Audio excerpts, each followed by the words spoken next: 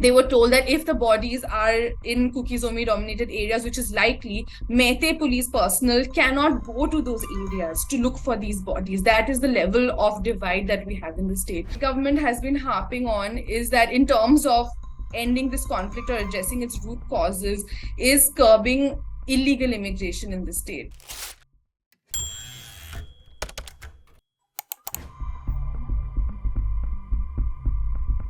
As we know, the violence in Manipur began on May 3rd, which is almost 5 months ago. And since then till now, there has been almost sustained violence that has been happening in some form or the other. So either in the form of shooting across Meitei dominated and Kuki-Zomi dominated districts, or killings, within villages and so on. The latest phase of intense unrest that we are seeing that is happening, particularly in Manipur's valley-based districts. So these are the Meitei-dominated districts of Manipur, started from a series of incidents that started on Monday. So there were two teenagers. So according to police records, there are around 30 missing people. 30 people who have been missing since the start of the conflict in Manipur. So two of these are two Meitei youngsters. One of them is a 17-year-old girl, Hijam Linthoingami, and the other is a 20-year-old boy, Phijam Hemjit. So they are both residents of Imphal, and they had been missing since July 6th. And the families have, of course, been running from pillar to post. Of course, there were intense alarm bells raised for them mentally when they found out that the last known location of the boy Hemjit's SIM card was in Lamdan, which is in a Kuki-Zomi dominated area. So, in the midst of an ethnic conflict, to know that was a matter of great distress for the families. And, their bodies had not been found all along. And, when the families approached the police, they were told that if the bodies are in Kuki-Zomi dominated areas, which is likely, Meitei police personnel cannot go to those areas to look for these bodies. That is the level of divide that we have in the state. So this has been going on for months, almost 3 months now for these families. And then last week, mobile internet services were finally resumed in Manipur. They had been snapped way back in on May 3rd. And soon after that, two photos began doing the rounds. They emerged and, as people say, they got viral. So they started doing the rounds, and they showed purportedly that these two had been killed. So there's one photo in which both of them are sitting next to each other. They look very frightened, uncomfortable. They're in an outdoor area, and behind them you can see two armed men. So it's an alarming photo. And then the next photo shows them in the same clothes, slumped on the ground, apparently dead. And Hemjit's head seems to be missing. So it appears that he has been decapitated. So these started doing the rounds, and there, was intense outrage amongst the Meitei communities in the valley. So the state government reacted very quickly to this and said, we're going to take swift and decisive action against the perpetrators. But, the emotions really started running high, and fellow students from colleges and schools in Imphal came out to the streets from Tuesday onwards. And, we've been seeing really high intensity protests. So on Tuesday itself, large numbers of students started marching towards the chief minister's house, and they were met with retaliation by security forces. There has been extensive deployment of tear gas shells, any kind of means to control the crowds. And there have been allegations of excessive use of force as well. A lot of the people who are in the protest, even though protests are extremely heated, are youngsters. And some of the images of injuries that people have received are pretty alarming. So that is still happening. So currently Imphal is seeing deep unrest. Curfew has been reimposed fully in the districts, and like I had said last week, mobile internet had been reinstated in the state. But given the nature of protests that have spiraled, the mobile internet services have been suspended once again. soon after the photos emerged, there was a statement from the chief minister's office promising swift and decisive action. They said, we will work as soon as possible to bring the perpetrators to book. Once, on Tuesday, the protest got really intense. The chief minister announced that the CBI director would personally come to Imphal.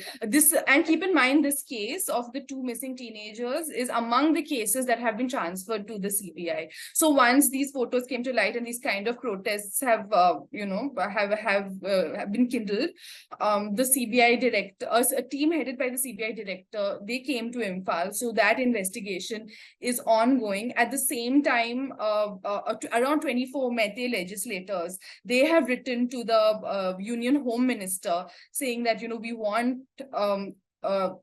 prompt action to be taken against the perpetrators. And now keep in mind the nature of this conflict, right? So a couple of months back, we had an extremely shocking case where 3 women from the Kuki-Zomi community were stripped, paraded naked, and sexually assaulted. And we know about the kind of mass outrage that generated. And, because of that, there was swift action taken and a few people were arrested in relation to that. So these Meitei MLAs in their letter have said that we expect the action in this case to be as swift as the action that was taken in that case. So so there are demands that are brewing, and you can see a certain direction to the discontent. A BJP office in Thobal district, which is a Meitei dominated district, was torched on Wednesday. So there's a lot of discontent in the valley right now. The disturbed areas notification under the Armed Forces Special Powers Act has been in place in all of Manipur since 1980. Right? This is a state which has seen decades of unrest and insurgency. So it has been in place since 1980. And the state has a really troubled history with it.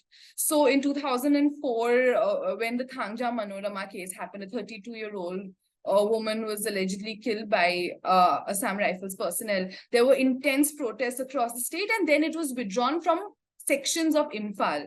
And over the last couple of years, it has incrementally, the area under the disturbed areas notification in Manipur has been incrementally decreasing. So as of earlier this year, it was not applicable to the area under 19 police stations, all of which come under the Meitei dominated valley. All the hill areas of Manipur, which are Naga-dominated areas and Kuki-Zomi-dominated areas, continued to be under the AFSPA. So, of course, now since May, we've seen intense conflict in the region. This is very contentious because AFSPA is a very, very sensitive issue in northeastern states. I mean, wherever it is applicable. But Kuki-Zomi groups have been demanding that AFSPA be reimposed. I mean, the disturbed areas notification under AFSPA be reimposed in these valley areas, saying that there's a breakdown of law and order over there as well. But in a notification issued on Wednesday, the governor's, the home department of the Manipur government said that the governor has ordered that status quo be maintained. So the disturbed areas notification is renewed every 6 months. So it is applicable for 6 months, and uske baad it is either removed or renewed. So it is due for renewal as of October 1st, and the decision that has been taken is to maintain status quo. So any change, any revision in the areas under the AFSPA has to be done after assessment of the security situation. So what the order by the Home Department said is that given the current law and order situation in the state, it is not possible to review the situation. All the security personnel are caught up in controlling the conflict, so we choose to maintain status quo. They also say that given this is such a sensitive issue, to review this at this moment is not appropriate. So so AFSPA continues to be as it was at the start of the conflict for 5 months now. Every time things seem to get a little quieter, a little more under control, some new atrocity comes to light.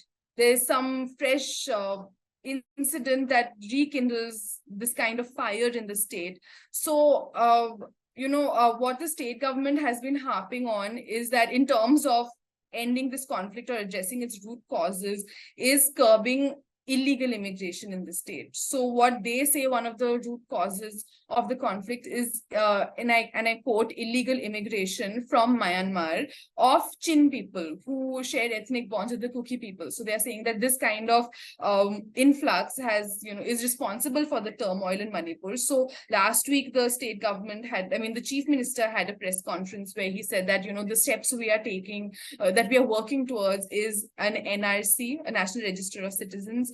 They said that they're working towards bordering of around 69 kilometers or around 60 to 70 kilometers of border along the Indo-Myanmar border.